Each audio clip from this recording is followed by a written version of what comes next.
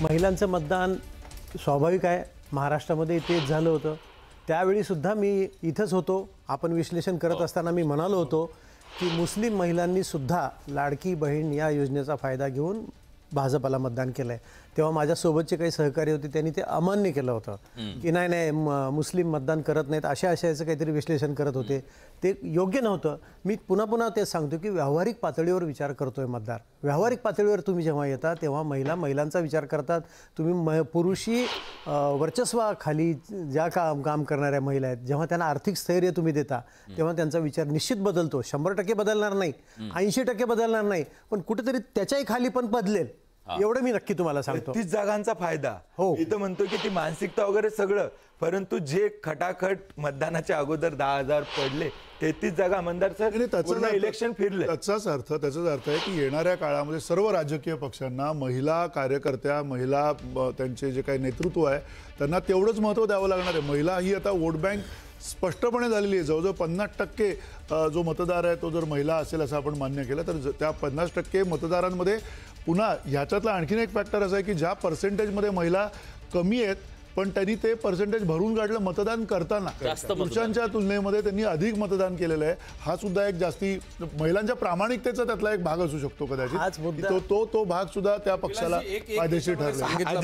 बिहारचं जे जंगल धोका, तुमच्यासाठी धोका काय आहे? उद्या महाराष्ट्रातल्या बहिणी म्हणतील की बिहार मधल्या बहिणींना 10,000, आम्हाला 1,500. मला पुन्हा प्रामाणिकपणे 21चं आश्वासन बाकी आहे ना, बाकी आहे अजून. पुन्हा प्रामाणिकपणे आपल्याला सांगतो की एखादी पैसे देणारी योजना आणली म्हणून फक्त झालेलं हे मतदान नाही. आपण एक लक्षात घ्या, SCच्या सर्व जागांवरती जिथे बिहारमध्ये भारतीय जनता पक्षाला SCच्या जागांवरती आम्ही आता सर्वाधिक जागांवरती आम्ही आघाडीवरती आहोत. हा बदल आहे. आम्हाला जिथं मुस्लिम मतदारांची संख्या मोठी आहे तिथं आम्हाला मोठा लीड आहे. त्या जागा 10 जागा आम्ही तिथं प्लसमध्ये आहोत.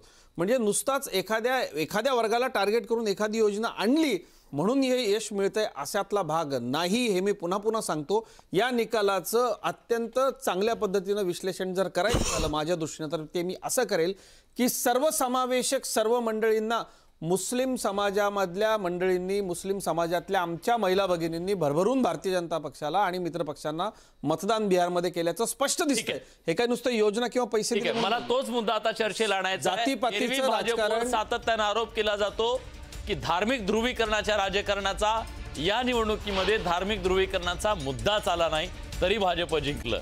या ठिकाणी मुद्दावून सांगितलं पाहिजेत. आणि जे महाराष्ट्राचं किंवा एकूण देशाचं राजकारण जे बघतात गेल्या 25 वर्षाचं ते माझ्या मताशी सहमत होतील.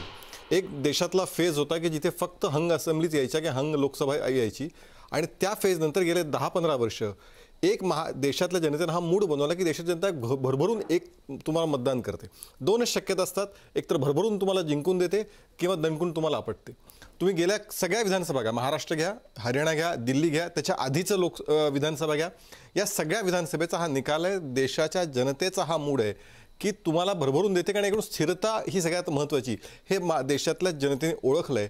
त्यामुळे हा त्यातला सगळ्यात एक महत्त्वाचा पॅटर्न आपण लक्षात घेतला पाहिजे. पहिला मुद्दा नाही, पण अपेक्षा होती का? माझा मूळ प्रश्न तो नाही, असं आहे की शेवटी असं आहे, जनता देते तो छप्पर फाडके देते, हेच आपण पाहतो. पण काँग्रेस तुमचं अभिनंदन करायला तयार आहे. त्याचं कारण अभिनंदन करायला तयार नाहीये तुमचं. नाही, काँग्रेस अभिनंदन करणारच नाही. त्याचं कारण मला आता एक किस्सा आणि तो सांगितला पाहिजे की म्हणजे काँग्रेसची अवस्था राहुल गांधींचं वैशिष्ट्यही मला या निमित्ताने सांगितलं पाहिजे.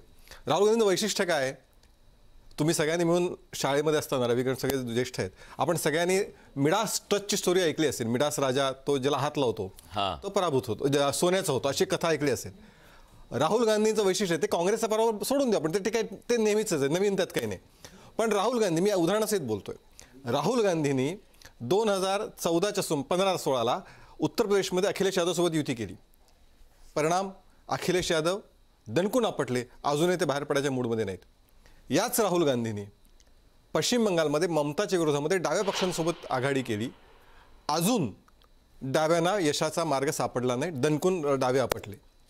तिसरं, याच तेजस्वी यादवसोबत त्यांनी 2020मध्ये आणि आता 25मध्ये आघाडी केली, महागठबंधन केलं. तेजस्वी यादवचा कंदील विझूनच गेलास. त्यामुळे मिडास टच नावाची कथा ऐकली होती. आता अँटी मिडास टच नावाची जी एक कथा आहे ना, ती कथा मला वाटतं आता सगळ्यांनी खरं ही नवीन कथा आपण सगळ्यांना प्रत्यक्षात पाहतोय. ती दंतकथा आहे का खरी कथा माहिती नाही, पण ही मात्र खरी कथा, खरी गोष्ट आपण इथे बघताना घडतोय. आणि त्यामुळे जनता का निवडून देते? स्वाभाविक आहे, विकास आणि शांती हे दोन सगळ्यात महत्त्वाचे मुद्दे होते. लालू प्रसाद यादवांचा जंगलराज हा त्यातला जो सगळ्यात अजूनही लोकांच्या स्मरणात येते. त्याच्यामधनं एक विकासासाठी आणि शांतीसाठी मला असं वाटतं बिहारच्या जनतेने हे घवघवीत यश भारतीय जनता पार्टीने नितीश कुमारांच्या पदरात टाकलंय. सातत्याने एक प्रश्न तुम्हाला विचारला जातो, तुम्हाला जनतेचा पाठिंबा आहे, तुम्हाला जनता पाठीशी उभं राहून सत्तेत पण पोहोचवतीये, तुमच्याकडे नेतृत्व आहे, मशिनरी आहे, सगळं आहे. असं असताना चुकीचे लोक का तुम्ही सोबत घेता? आता कालचं म्हणजे तुम्हाला नाशिकमधलं ते माहीत असेल, बडगुजर, ज्याला कुत्ता सलीम कुत्ता बित्ता, हे सगळे लोक काल त्या ह्याच्यामध्ये आपल्या ड्रग्ज प्रकरणातला जो आरोपी आहे तो सुद्धा तुम्ही सोबत घेतला म्हणून तुमच्यावर टीका. मला असं वाटतं की ज्यावेळी तुमच्याकडे असतो 5 वर्ष झाले तोच आरोपी सुप्रिया सुळेंच्या पक्षात होता, त्यावेळी सुप्रिया सुळेंना असं तातडीने कधी पत्रक काढू असं वाटलं नाही हो. त्यावेळी त्यांना नैतिकतेच्या, तत्वज्ञतेच्या किंवा कोणती चिंता त्यांना अशी वाटते, त्यावेळी ती वाटली नाही. मुळात असं आहे की ज्यावेळी तुमच्या पक्षामध्ये असे नेते असतात, जेलमधून आलेलं लगेच आपल्या पक्षात घ्यावं, तुम्हाला काय वाटतं? नाही, 2 गोष्टी आहेत. असं आहे की कुठल्याही जे कोणी येत आहेत सोबत त्याच्यावरचं जर काही अशी काही कारवाई सुरू असेल तर ती कारवाई थांबत नाही, पहिला मुद्दा. त्यामुळे असं आहे.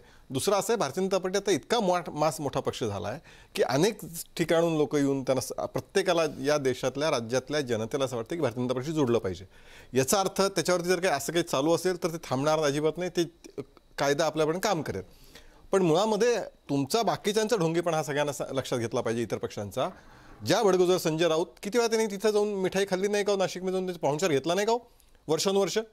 त्यावेळी तुम्हाला ते गोड होते, त्यावेळी चांगले होते, ते तुमच्यापासून गेले म्हणून तुम्हाला त्रास झाला. सुप्रिया सुळेंच्या बाबतीत तेच आहे. तुमच्याकडे वर्षानुवर्ष ते होते, सुखनैव उपभोगत होते, त्यावेळी तुमच्यापासून गेले म्हणून तुम्हाला पत्र लिहायची बुद्धी झाली का?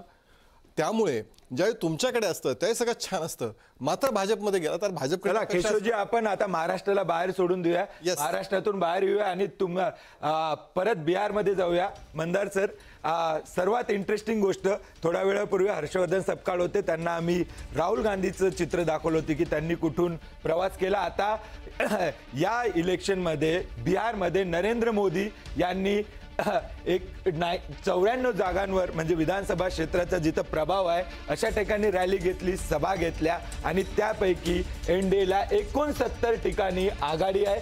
22 जागांचा फायदा होताना दिसतोय आणि दुसरीकडे महागठबंधन यांना त्याच ठिकाणी 25 वर आघाडी आहे, परंतु 20 जागांचं नुकसान होतंय. मंदार सर, 2 कंपॅरिझन आपण बघितले की राहुल गांधी 100-150 पेक्षा जास्त जागांवर प्रवास करतात आणि तिथे काँग्रेस 4 जागांवर फक्त येऊन थांबते, आणि दुसरीकडे मोदी 94 विधानसभा क्षेत्रात रॅली घेत आहेत आणि 69 जागांवर 22 जागांचा फायदा. या रॅलीकडे नरेंद्र मोदींचा प्रभाव नाही या बिहार इलेक्शनमध्ये असं म्हटलं जात होतं. ही जी आकडेवारी आपल्याला दिसते स्क्रीनवर ती त्याला खोटं ठरवते. आपल्याला एक लक्षात घ्यायला लागेल की नरेंद्र मोदी पंतप्रधान असताना त्यांनी जे म्हटलं गेलेलं आहे, तिथे जी आश्वासनं दिलेली आहेत ती लोकांना जास्ती विश्वासार्ह वाटलेली आहेत. तिथे ज्या पद्धतीनं तिथे त्यांनी एक विकासाच्या योजनांचा एक अक्षरशः पिटारा उघडलेला होता, त्या पिटाराचे सुद्धा हे यश आहे. आणि नुसतं ते यश नाही आहे तर आज बिहारच्या जनतेला जी त्यांची ॲस्पिरेशन आहे, ज्या पद्धतीनं बिहारच्या जनतेला असं वाटतंय की आपण किमान एक विकासाच्या एका टप्प्यावरती जाऊन पोहोचलं पाहिजे, तो टप्पा अर्धवट ठेवता कामा नये.